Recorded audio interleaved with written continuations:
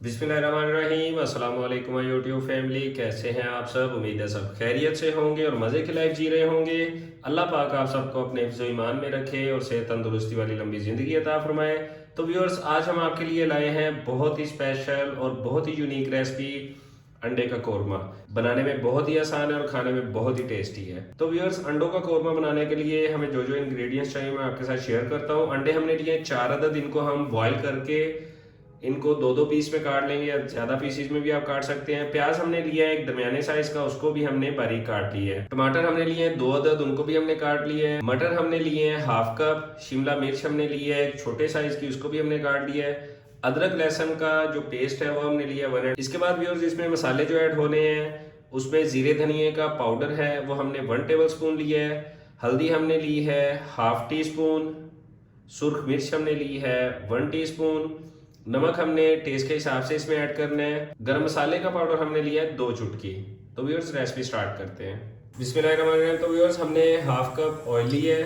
तो viewers, oil हमारा गर्म हो गया, इसमें हम कटे हुए प्याज ऐड करेंगे। प्याज को हमने अच्छी तरह से फ्राई कर लेना है क्योंकि हमने इसकी ग्रेवी तैयार करनी है। अच्छी तरह से हम प्याज को फ्राई करेंगे। तो व्यूअर्स, प्याज हमारे हाफ फ्राई हो गए हैं। अब हम इसमें अदरक लहसुन का पेस्ट ऐड कर देंगे। अदरक लहसुन का पेस्ट ऐड करने के बाद हम इसे मज़ीद 1 से 2 मिनट अच्छी तरह से फ्राई कर लेंगे ताकि हमारे प्याज जो नरम भी हो जाएं और हमारा अदरक लहसुन का पेस्ट भी थोड़ा सा पक जाए। तो व्यूअर्स, हमारा अदरक लहसुन का पेस्ट और प्याज भुनना शुरू हो गए हैं। अब हम इसमें टमाटर ऐड कर देंगे। टमाटर ऐड करने के बाद हम चूल्हे की आंच को थोड़ा सा कम करें। तो व्यूअर्स, इसे हम तब तक पकाएंगे जब तक हमारे टमाटर गल नहीं जाते, हमारे टमाटर नरम नहीं हो जाते। तो व्यूअर्स, टमाटर हमारे थोड़े से नरम हो गए हैं, गल गए हैं। अब हम इसमें मसाले ऐड कर देंगे।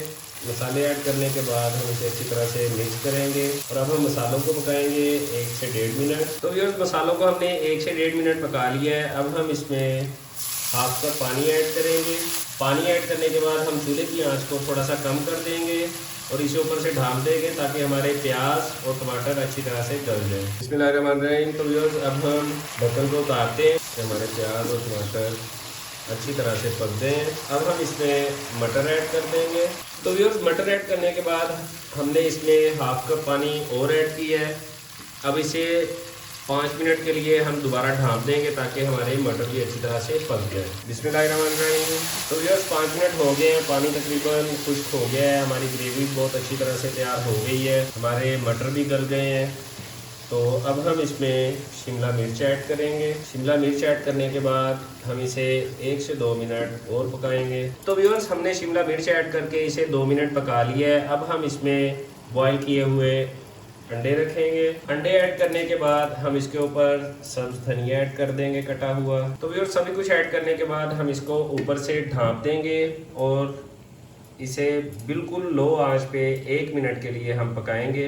बिस्मिल्लाहिर्रहमानिर्रहीम। तो व्यूअर्स, 1 मिनट हो गया है। अब हम चूल्हे की आंच को बंद कर देंगे और इसका ढक्कन ऊपर से उठा के आपको दिखाते हैं। ये देखिए, माशाल्लाह घी भी हमारा निकल आया है और ग्रेवी बहुत अच्छी बनी है। शिमला मिर्च हमने ऐड की थी, इसलिए शिमला मिर्च को हमने ज़्यादा पकाना नहीं है, ज़्यादा पकाने से वो नरम हो जाती है। बस 1 मिनट ही हमने इसको स्टीम किया है।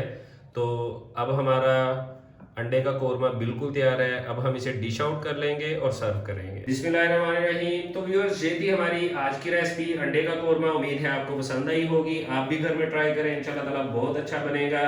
आप ये एक दफ़ा टेस्ट कर लेंगे, उसके बाद आप चिकन कोरमे को बिल्कुल भूल जाएंगे।